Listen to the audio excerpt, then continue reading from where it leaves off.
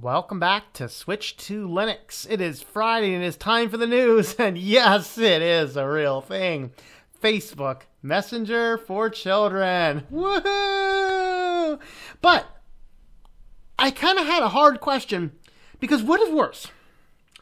Facebook Messenger for children or Windows 10 computers that are always on via a processor-embedded LTE chip? We have some hard questions to decide as we launch into the news.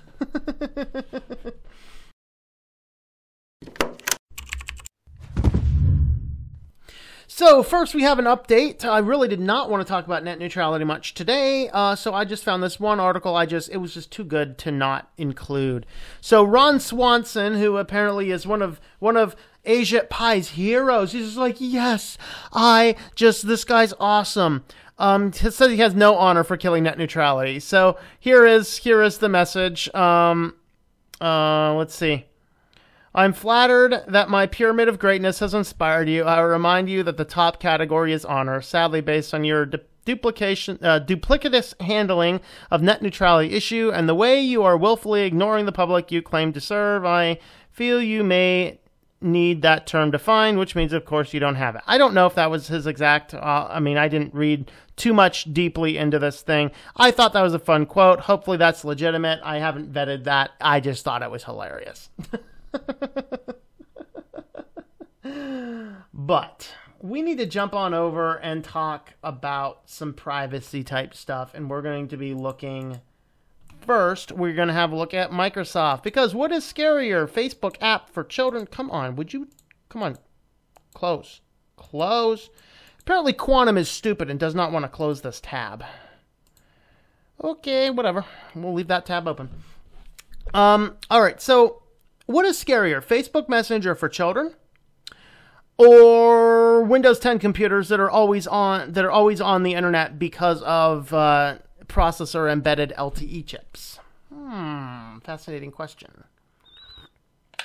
Well, you can always wrap it up in your Twisties wrappers, I guess. But yeah, pretty much this is just do we really need Windows 10 computers that already collect way too much data? You can't turn it off. They don't respect it when you update it. They reset all of your settings, and now they want to make them with these Qualcomm chips with LTE gigabit speed LTE chips inside them. So it is like your smartphone, almost always online, using Wi-Fi or LTE where Wi-Fi is not available.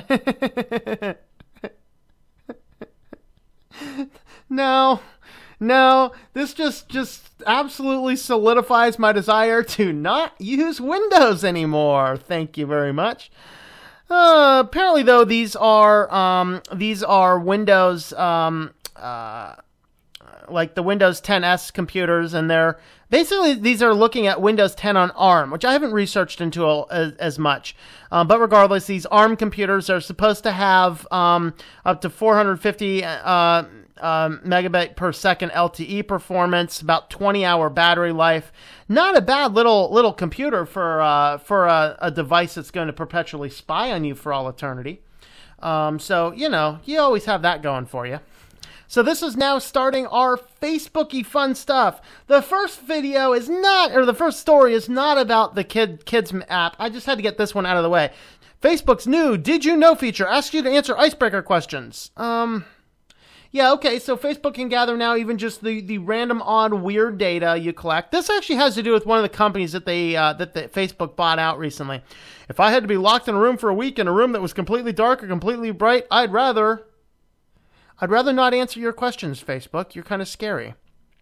And so, Facebook starts to include this type of thing, so you can go on there and get lost in an entire app field of just answering these really stupid questions in and out and left, right, and center and whatever else. And so, and of course, the idea is that you can share these over, and then you can use icebreakers to start conversations with friends. If you remember that, Facebook did that a while ago.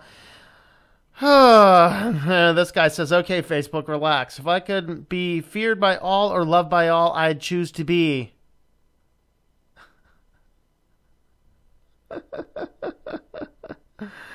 Yeah. So TBH is this company. Facebook recently acquired them, and I think they're killing it now. I don't know, something like that.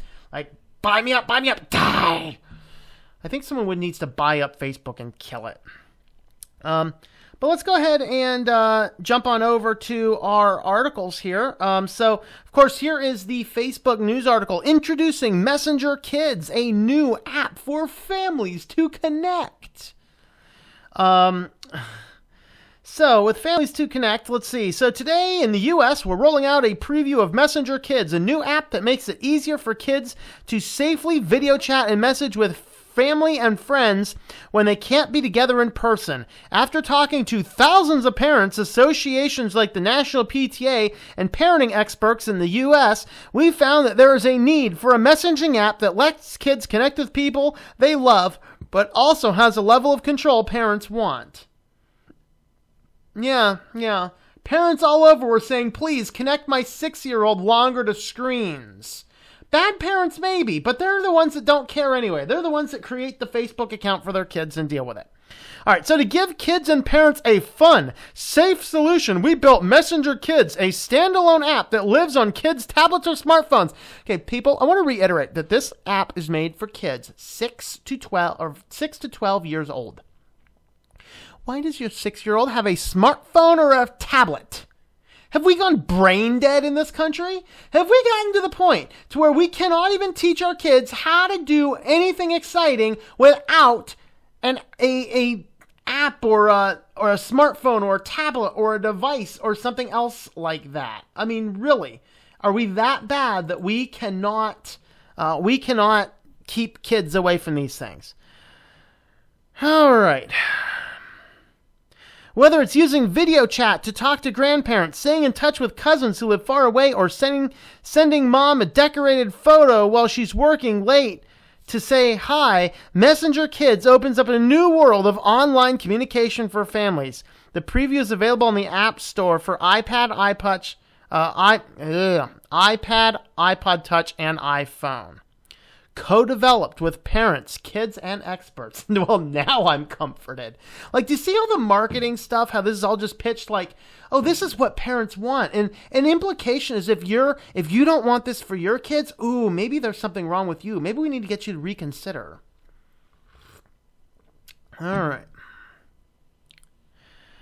All right, so today, parents are increasingly allowing their children to use tablets and smartphones, but often have questions and concerns about how their kids use them and which apps are appropriate. So when we heard about the need for better apps directly from parents during research and conversation with parents, we knew we needed to develop it alongside. It's like, you know what? This is like getting a crack-addicted parent, because really that's who they're asking. Crack-addicted, Facebook crack, what's the difference really? Addicted parents, like, what do you need? I need a way for my kids to be on there too at the same time, but it needs to be safe. I'm sorry, what were you saying? That's what we're getting to. We're asking crack-addicted parents what measure of crack we want to give to their kids. Face crack, man. Jeez. I mean, come on. That hurt. I don't know how cocaine addicts do that, man. All right. In addition to our research with thousands of parents, we've engaged over a dozen expert advisors in the area of child development. If you have an expert in the area of child development, the experts in the area of child development right now say extremely limit the screen time your children have. They're not going to be jumping down and saying, get them friendly, safe apps. I'm sorry, Kitty. Did I scare you? I think I scared Kitty. Did I scare you? All right. Good. Want to go? You want to stay? Go or stay in? All right. I guess you're staying for now. So apparently the experts say this is a good idea. I'd really like to know who these experts are, because I'm wondering if they have credentials or not, or if it's experts in the back room of Facebook. I don't know. An online safety and children's media and technology who helped inform our approach to building our first app for kids. We've also had thought-provoking conversations around topics of responsible online communication, parental controls, and much more with organizations like National PTA and Blue Star Families, where we heard firsthand how parents and caregivers approach raising children in today's digitally connected world.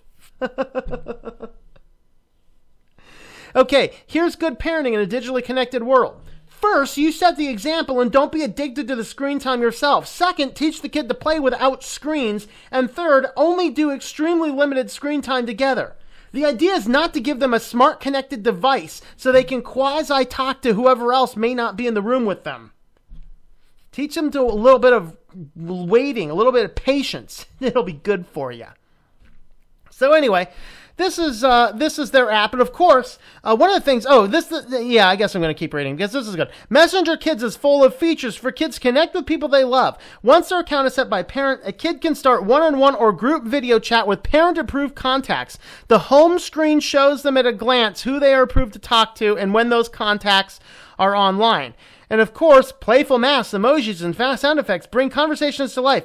Yeah, because that's what I want. I want to be talking to my grandson while he's got cartoon crayons shoved up his nose. This about has the same validity as iPhone 10 emoji talking poop. And it actually has about the same relevance. Let's go ahead and have a look at their website, shall we?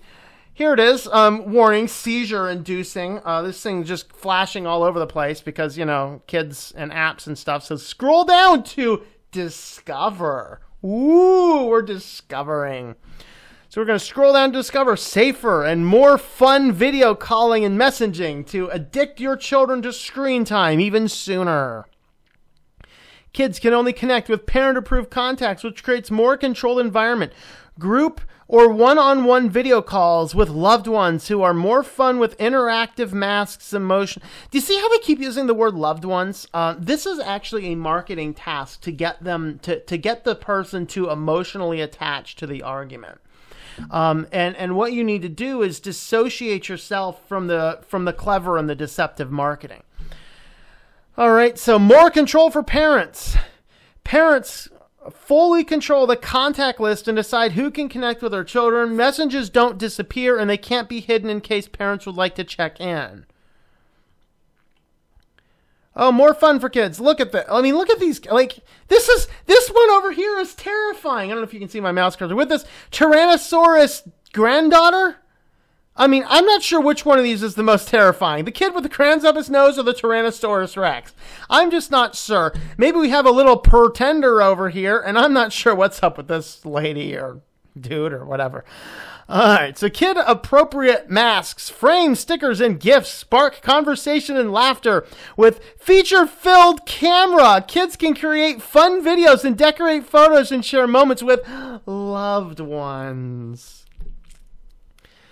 Oh boy, there's even more. It's easy to use. Parents and approved adults like grandparents can video chat and message with their kids throughout their existing Messenger app. No additional app download needed for parents.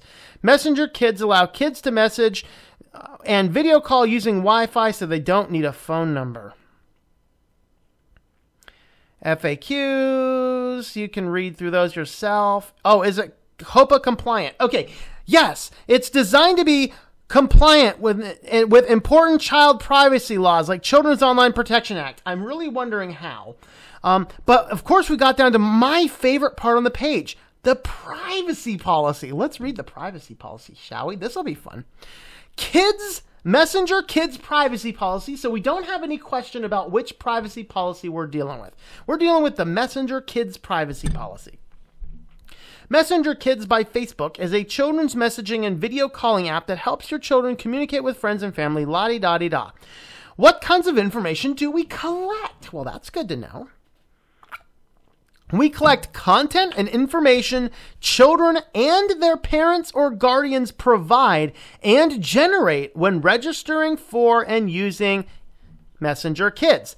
Registration information. This includes information parents or guardians provide when they create a Messenger Kids account for a child, such as the child's full name and any account login details, such as username or password, and additional information the parent or guardian provides about them, such as their gender or birthday. I really hope that Sparkly Unicorn is on that gender list, because it's going to cause offense if it's not. Such as their gender or their birthday, because we all want to give Facebook our children's birthday. Yep. We also collect information about your child's connection to you and the consents and information you provide to approve your child's Messenger Kids account and activity. So it's collecting the connection data, the birth date, the gender, the full name so far. And we've only gotten the first point.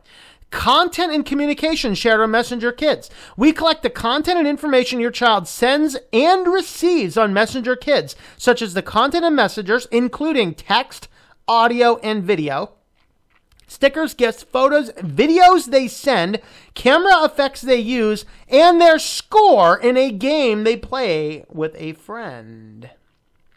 Activity. We also collect information about how your child uses Messenger Kids, such as those who they engage with, what features they use, how long, and in what ways they engage with different features in the app. Okay. Contacts on Messenger Kids. We collect information about the people your child connects with on Messenger Kids and how they interact with them, such as the people they communicate with the most. And device information. We collect information from or about the phone or other device where Kids app is installed. This includes, for example, information about the operating system, the hardware version, the device settings, the device identifiers, that is the IME device, and connection information such as the name of the mobile operator or ISP, the language, the time zone, and the IP address. How do we use this information? Of course, they use it to better your user case. Provide, improve, and develop services. We are able to deliver, support, and enhance a Messenger Kids app by using this information. For instance, we use it to personalize and make suggestions as part of the Messenger Kids experience, such as putting people in your child's communications with most at the top of their content list, or recommending new sticker pack by understanding how children use and interact with Messenger Kids and the people they've connected to on Messenger Kids. We also use information to evaluate, improve, and create product features, conduct research to develop new projects. That's that whole human research thing. Are they going to make children suicidal and depressive by feeding them things that they think will make them depressed? That's kind of what they did to the rest of the population. And conduct audits and troubleshooting activities. I really hope that this is not connected to the people who are screening the self-submitted porn all day. Okay, to communicate, we use the information we have to provide parents or guardians of a child using Messenger Kids with updates about Messenger Kids. For example, when a person wishes to connect with your child or when a new feature is available, and information about our policies, practices, and terms. We may also use this information to respond when parents or guardians contact us. And promote safety and security. We use information collected to help promote safety on and off. How do they protect safety off of the Messenger Kids app? Is that not just a tad bit, nibbly bit of concerning to all y'all out there? Safety on and off Messenger Kids apps, including to help verify accounts and activity, to look into suspicious activity or violations to our terms and policies. We do this in a variety of ways, including through human staff, automated systems, and machine learning. The kind of translation is that real humans at Facebook that you don't have any idea who they are watching and screening your children's online communications. How is this information shared? That's exciting. Messenger Kids is designed to help children connect and share with their family and friends in a controlled environment. Okay, children communicate with. So children use the Messenger Kids app to communicate, for example, by sending messages or voice chatting with parents or guardian approved family members and friends who are using Facebook Messenger. These approved friends and family can see profile information about and content received from a child they're connected with. This can include the child's name, username, and activity status, and photos or other content the child shares with that friend or family member in a message or video chat. All right. Obviously, it has to share some information with these connections. parents or guardians of other children. Your child's name and your relationship to the child whose account is set up will be visible to your friends who also have Messenger Kids accounts for their own children. This is where it gets creepy. Our vendors and service providers, we may transfer information we collect to third-party service providers. Right there, by the way, is a violation of COPPA. To third-party services and providers that support our business, such as companies that provide technical infrastructure or support, like Content Delivery Network, provide customer service, or analyze how it's being used to help us improve the service. Oh, so nebulous third parties are going to be using and analyzing this data. These partners must adhere to strict data confidentiality. Yeah, because we know strict data confidentiality agreements work. Yep, especially when they're thrown out to the lowest bidder. And security obligations set on the agreements we enter with them, such as compliance with data privacy and protection laws and maintenance of administrative, physical, and technical safeguards to prevent unauthorized access or disclosure of the data. All right. Facebook family of companies. Messenger Kids is part of Facebook, and we may share the information we collect in Messenger Kids within the family of companies that are part of Facebook to support the uses described above and to improve the services provided by the Facebook family of companies. For example, parents use Facebook Messenger to communicate with their children on Messenger Kids, and Facebook uses this information from Messenger Kids to support seamless cross-service communication. Oh, new owners. If the ownership or control of all or part of Messenger Kids changes, we transfer all information to the new owner. Translation, if we are bought out, every bit of that data that we have collected on your child goes to this company, who, by the way, does not have to adhere to any of these policies. They can buy it all up and use that data that they have collected in any way they want. How can parents manage or delete their child's information? Through the parent dashboard, a parent or guardian can review and edit their child's Messenger Kids profile information, remove contacts to prevent further communication with the child on Messenger Kids. In addition, parent or guardian who has authorized Messenger Kids app can see their child's interactions on Messenger Kids by accessing their child's account. In order to stop further collection and use of their child's personal information on Messenger Kids, a parent or guardian can delete their kid's Messenger account. If you delete the child's account, we will delete their Messenger Kids registration information on how their activity, contacts, and device information as described above. However, the messages and content your child sent and received from others before their account deleted remains visible to those users. And that translation is, it's not really deleted. It has to be completely deleted by both parties, and then we trust it. Reporting suspicious activity. We, as described above, we use information we have to promote children's safety on Messenger Kids, but we also provide a reporting tool to use them when needed. Through their Messenger Kids account, your child can report inappropriate content, including harassing, bullying, sexual or violent content, or suspicious activity. They think someone else is impersonating their friend or family member, and immediately block the offending individual on Messenger Kids. If your child reports an issue, we will notify you. Okay, so how do we respond to legal? How will parents or guardians learn to changes? We'll notify parents or guardians within 30 days before we make changes to the policy. So that is the oh so nebulous privacy policy. Of course, The Verge comes up with this fun article, How Messenger Kids Takes More from Families Than It Gives to Them. And this is the thing, like, we just read through that privacy policy, and it might have been painful to watch, but it's really, this is a bunch of data they're collecting on children under the age. This is specifically targeted to children as young as the age of 6 years old. Okay, so The Verge claims it's all about the data. And so basically they're looking at the COPPA, and they're kind of asking, so Messenger Kids app, new chat app for 6 to 12-year-olds, will soon arrive in iOS stores. My colleague Nick Stott wrote yesterday, Messenger Kids offers video and text chat to children, plus controls to restrict who they can talk to, and you'd find elsewhere the app will have plenty of masks, filters, gifts, stickers, and other shiny objects. Okay, so they presented Messenger Kids as a gift to parents who might otherwise send messengers on harder to monitor platforms. That's that key factor. The thing is that Facebook wants all of this information going through them, not other platforms. Harder to monitor is a nebulous term. If you have taught your children and you have a good digital methodology yourself, your children are not on screens that much. That's the reality of it. All right. But Facebook is doing this to collect data. Because once those kids reach that age where they can pass over, they can basically port the data from that child into their real account when they upgrade to Facebook. Remember Google did that? Have the Google Child's account to overrun the COPA laws. And then once they turn 13, they can graduate to their own personal Google account. It's all about data collection and keeping all of the data in place. So Facebook won't say whether parents have access to the data being gathered about their families. So there's a little bit of that, but not as much. So of course, my first question of this is what does the government think? Well, Facebook's new Messenger app for kids has Congress asking about privacy. Democratic lawmakers want the company to share more information about the data it is collecting and why. Okay, so here's the overall take home.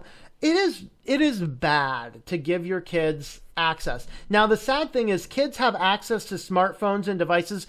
The companies have done a really good job of starting to integrate all of this stuff into our lives at a younger and younger and younger age. We are getting it so that these kids are so addicted to the screen before they can even talk. And that's a reality. And we need to do away with that. We need to be responsible with the technology that we have. Not just hand it to them and trust that Facebook is going to do its best, especially with all of the data violations that it has had. In fact, they even said some comments about that here where it was basically abusing the data that was used.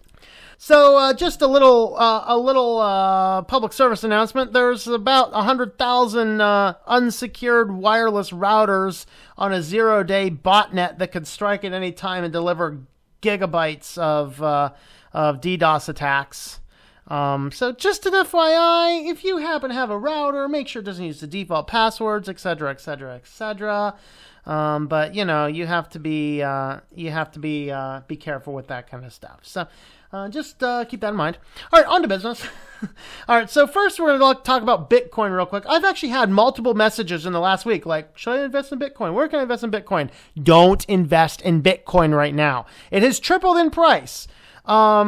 Like in the last 2 or 3 months, 25% increase in the last 48 hours. That is a bubble waiting to explode. And what usually happens in these types of things is people see it's a big hype. Whoa, it's going up, it's going up. And so they invest a whole lot of money into it. And then when the thing crashes and burns, which it will do, you're going to look and go, well, that was a bad ride. If you were invested in Bitcoin before this happened, praise the Lord, sell out now and laugh yourself to the bank. But this is not the time to invest in Bitcoin. I don't see it going up a whole lot higher. You know, there's a lot of challenges with it. A lot of financial experts look at this saying this is a bubble. And, you know, some companies have stopped using it, like Steam is no longer accepting Bitcoin.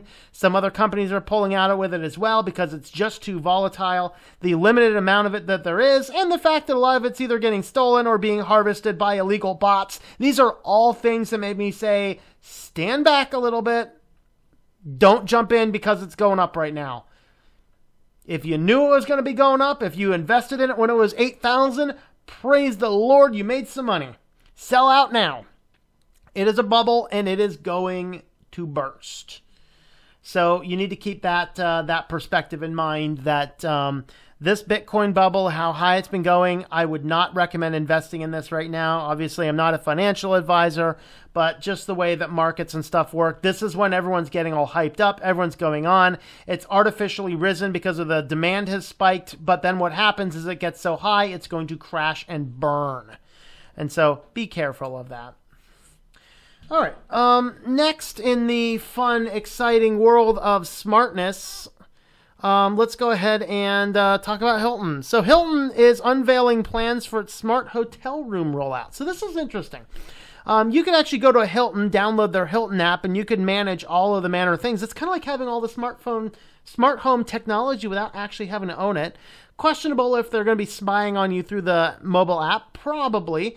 But if you do want to know what it's like being in a smart house, this might be a good experiment for you. The downside that I see is people go in there, they'll see the convenience, and they'll go, that's really convenient. And then they'll start spending all the money and stuff to build all the smart technology and smart work in their home. And then it's just going to be incorporated into our, 100,000 strong 0-day zombie network. In which case your entire house is going to be DDoSing and you'll be on the hook for your refrigerator hacking someone, So interesting. You want to check out what a smart house is like. Look at these new Hilton. I think one of them was in Texas. One of them was in New York. I can't remember where they all were, but basically you can check out Hilton's place. Of course, be very careful because Hilton keeps on having these credit card hacks, so you got to keep that in mind as well. So you want to just keep an eye on that. But this is kind of interesting. I pulled that out because the smart concept of this is just a little out there. It really is. All right. Let's do this one next, actually. So this is another one for those that are using Google for your search engine. I hope not. But Google is now improving the search and discovery on Google, which basically makes a giant bottomless pit of Google searches. The idea is to keep you on Google longer. So what happens is now if you search on Google, you're going to see so much stuff and so many things related to the stuff you searched, but you're not going to see nearly as many articles out there that you could. So what are they searching for? Baby spider monkeys. Let's just go ahead and give this a try. Let's go to google.com and let's look up baby spider monkeys and see what happens. So we go baby spider monkeys. Here we got the sponsored. See, it's not a whole lot's changed yet, the best I can tell. YouTube's always the top of the list anymore. But anyway, that's just something. I'm not sure if that's fully rolled out yet or not, but they're basically producing a bottomless pit of weirdness that will their goal is to keep you on Google longer. That's kind of that. Send the gift of resubscribable coal, people. All right.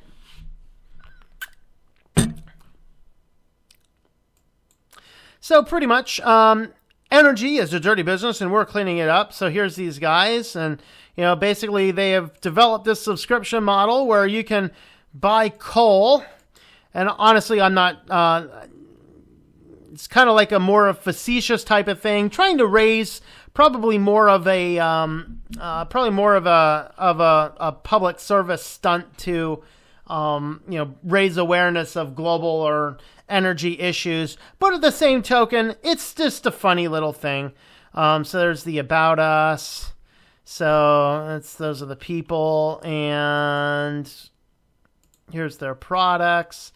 So we're so confident in our products, a portion of our proceeds will be donated to the National Resource Defense Council. So here's the Winston trial, the Truman trial, the Franklin trial, and the Winona trial.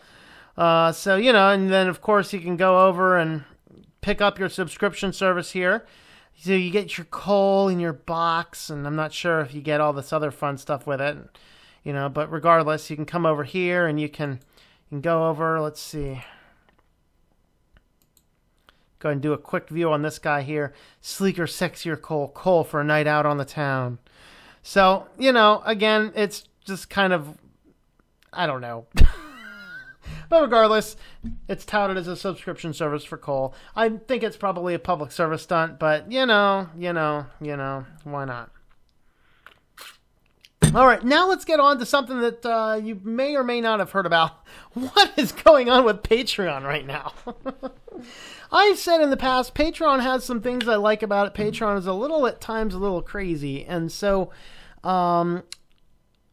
since I have a Patreon account and I'm sitting here questioning, what is this? And this is a fee structure change that I have no idea what I think about this. I don't know. There are absolutely good sides on either end. Here's the bottom line, is that as Patreon was collecting fees in the past, they would run all of your subscriptions, like all your payment processes at one time, which actually saved them on processing fees. But what would happen in times is there were times some people would get charged twice. Like you'd pay for it the first time, and then the first of the month that would charge everybody. So some people effectively got charged, and 2 or 3 days later got charged again.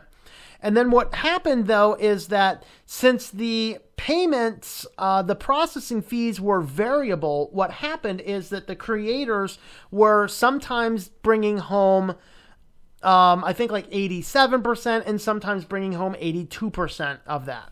And what Patreon wants to do is make it abundantly clear exactly how much their content creators are getting. So I absolutely understand that point of view. So what happens now is if you want to go over to my Patreon page, which is patreon.com/TomM, and you want to sign up as a patron, then if you want to subscribe for $1, Patreon's going to take their 5% cut out of that $1. So if every dollar that you send me on Patreon, I'm going to get 95 cents. The way it was working is that you would pay $1 as the patron, you would pay $1, and I'm going to get anywhere between 87 and 82 cents on that dollar, depending on the volume of credit card transactions at the time it was done and their PayPal fee. Now, their PayPal fee and the Patreon fee, whatever else. So what they're changing it to is that when you are subscribing to a creator for $1, you are actually paying 2.9% on the dollar plus 35 cents. Now that means that if you're doing a $10 patron support, you're paying 2.9% times the $10, which is like 29 cents plus 35 cents. So you're paying an extra 50 cents.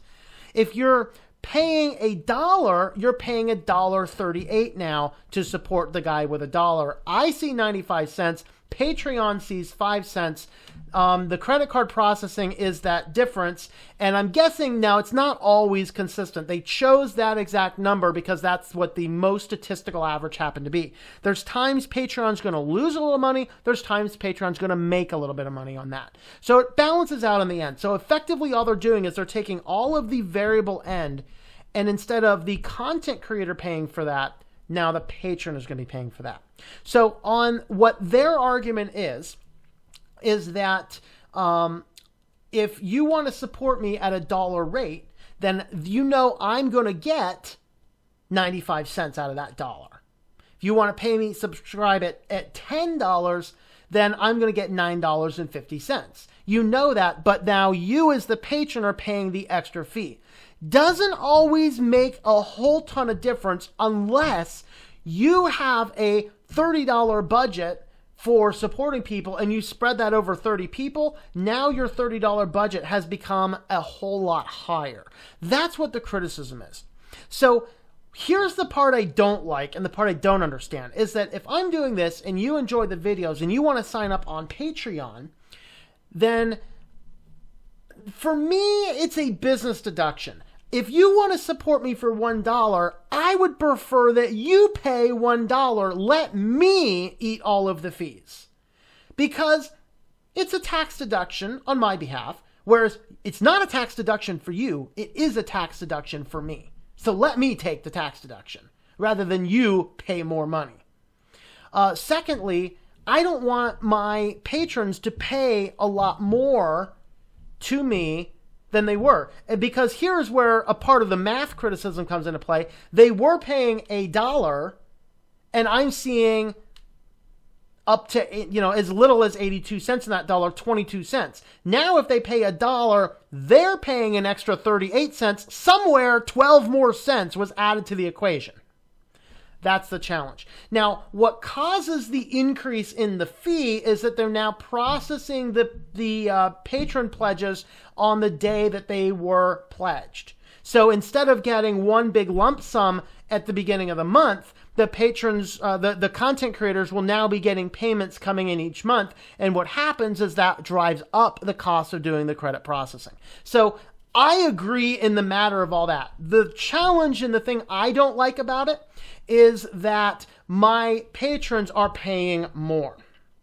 And so I asked my patrons last night when this was released what the thought was, and half of them responded back, and most of them don't really mind paying the extra fee. And that's what I'm hearing. They don't mind paying the extra fee. But I proposed another option. I'm a web developer. I do all sorts of weird things, including creating subscription packages for some people. I have the technical know-how to create my own support page, which all 3 of my channels can feed into, that I can give the same type of member perks on that site as I can on Patreon. And instead of me paying Patreon and then the creators paying this extra processing fee, we can run everything through PayPal, and the supporters would pay the exact amount they're pledging, and I'm only paying 3.2% instead of 5%, and they're not paying the extra. I propose that as, if I did that, would that make you guys happy? It has an advantage that it cuts out the middleman. It has the disadvantage that I don't have the Patreon exposure. For a person that's already on Patreon and would like to support me, it's a whole lot lower barrier to say, oh, I'm going to add $1 to this guy every month, or in this case, $1.38 every month. But whereas if you're not on Patreon, it's probably easier if you do it on my site. So I had one guy's like, I'd follow you wherever you go. I had one guy that says, I don't really care. And I have one guy that says, why don't you run both for a while? So what do you guys think? You folks that are not on Patreon, if I were to create a separate site that required only a login and you pay PayPal or Stripe, is that a better way of support than doing Patreon? Would that be worth my time to invest a week in building one such site, in which case I can still give a lot of the same perks that I'm already giving on Patreon. In fact, I can probably give the exact same perks I'm giving on Patreon. Probably a little bit better, in fact, honestly. The downside is you just don't have the exposure that you have on Patreon. And another thing I could do with that is anybody that has Patreon, I can create an account for them on the other system. Whereas if you're on the other system, I can't create you an account on Patreon. So let me know here in the comments below if you're watching this afterwards or in the live stream now. Would you support the channel when you're not already doing so if it were an independent platform that I controlled all of it? That's a question. And my ultimate question is, what would you do to gain 40 seconds of a gentleman's time?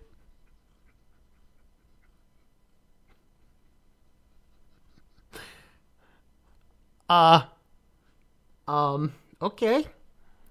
So apparently now I need to go down here and be connected to a smart urinal that's going to send me some ads. And I just have some fundamental questions about this thing. Fundamental question number 1. Is it collecting any data about me? Does it connect to my smartphone? Does it know where I am and who I am? Is it feeding me advertisements that it thinks I might like to see based upon my search history in Google? I mean, inquiring minds want to know. B, is it collecting any other data about me?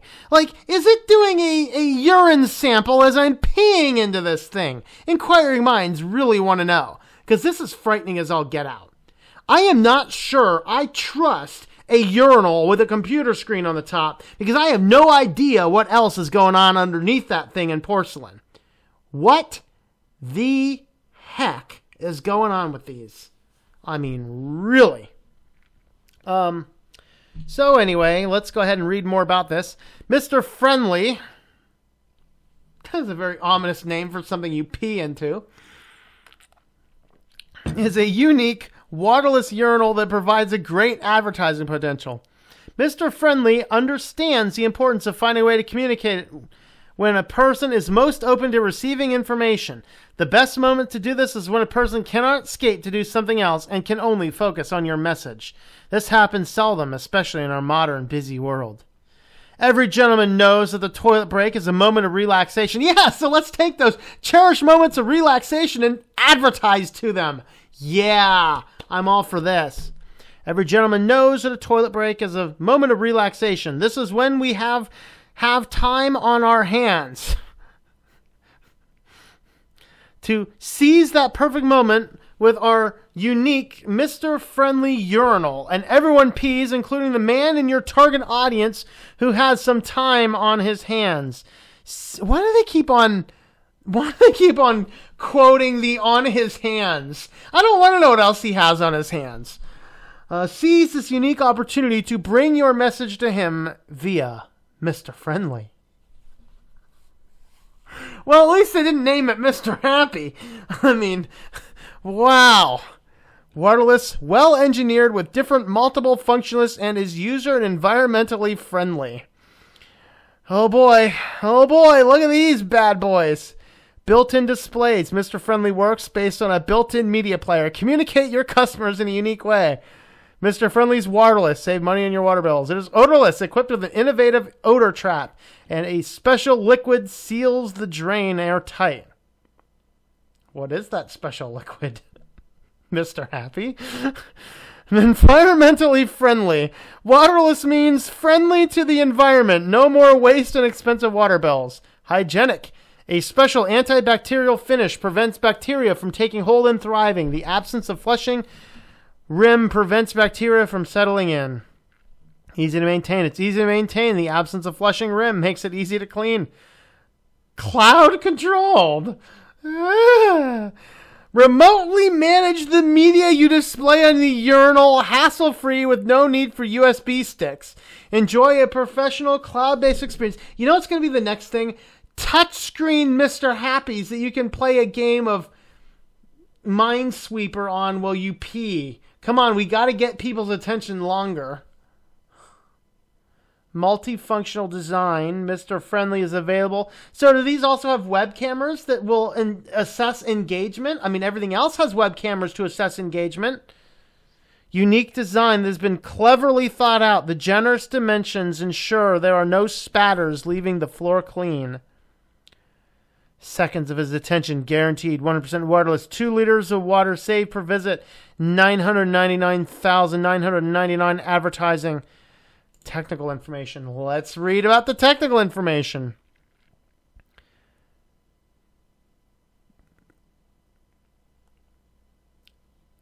Okay, so into here, Mr. Friendly liquid. Special veins to catch urinal sludge. Oh, that's exciting. Outlet to the sewer. Okay.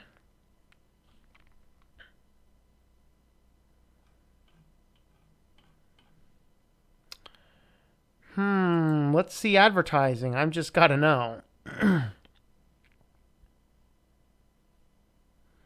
Advertising on Mr. Friendly Urinal is as simple thanks to the specially designed smart cloud control center that allows you to remotely manage your advertising message to appropriate target audience. It's very easy to use. Ads can be changed daily and displayed at specific times of the day. You may select your geographic reach, the time and location, as well as your target audience. For example, you wish to target your advertising towards male tennis players who belong to an exclusive tennis club in Las Vegas suburb. You select and we display your message.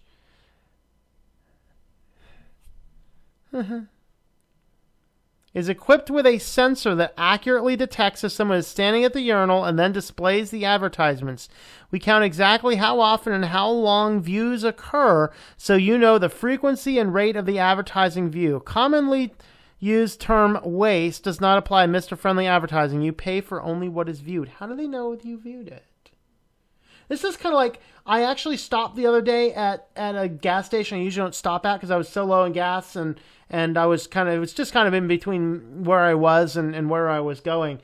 They literally had talking advertisements at the pump, and you know what? I will never go back to that gas station again. No, not at all. Because of that. Advertise on your own, Mr. Friendly Urinal. Advertising your own Mr. Friendly Urinal provides great potential to reach your visitors and assurance that your message will be read. By doing this, you can increase your sales, increase your margin, attract new customers, and post job openings. Can you imagine that job opening? Where'd you hear about us, Mr. Friendly Urinal?